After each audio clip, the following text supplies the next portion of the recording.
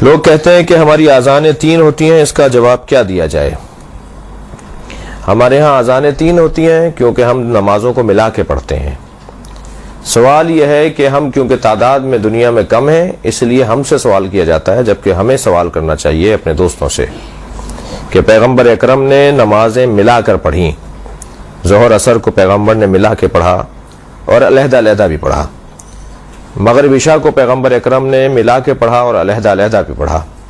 تو ہم نے تو آج تک کسی کو نہیں کہا جو علیحدہ پڑھتے ہیں وہ غلط کرتے ہیں، لیکن ہم جو ملا کر پڑھتے ہیں، تو اگر ہمیں یہ کہا جائے کہ ہم جو ملا کر پڑھتے ہیں ہم غلط پڑھتے ہیں، تو یہ پیغمبر اکرم پر اعتراض ہے۔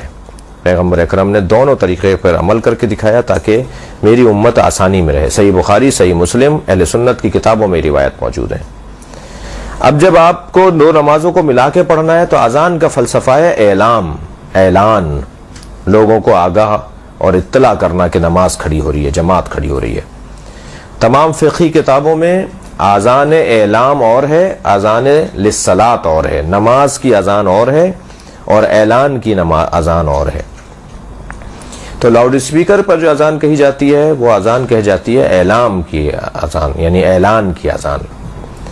اعلام بھی لفظ صحیح ہے میم کے ساتھ اور نون کے ساتھ، اعلان بھی لفظ صحیح ہے۔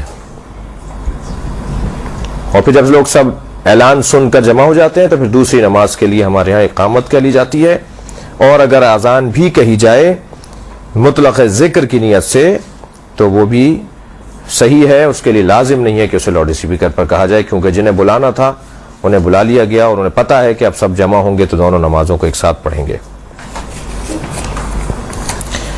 عورتوں کا دھرنوں میں جانا کیسا ہے؟ جیسے ہماری شیعت کے مطابق ہوں، جن میں ہماری ضرورت ہو۔ عورتوں کا دھرنوں میں جانا یا کسی بھی احتجاج میں جانا یا کسی بھی ریلی میں جانا جہاں قومی فریضہ بنتا ہو، قومی ذمہ داری بنتی ہو، اپنی حمیت، غیرت، اپنے اتحاد کا ثبوت اس کا لازمہ قرار پائے، جس سے قوم کو تقویت پہنچے، جسے ملت کو اعتماد ملے، تو جہاں مردوں کا جانا ضروری ہے وہاں عورتوں کا جانا بھی روکا نہیں گیا ہے، انہیں منع نہیں کیا گیا ہے۔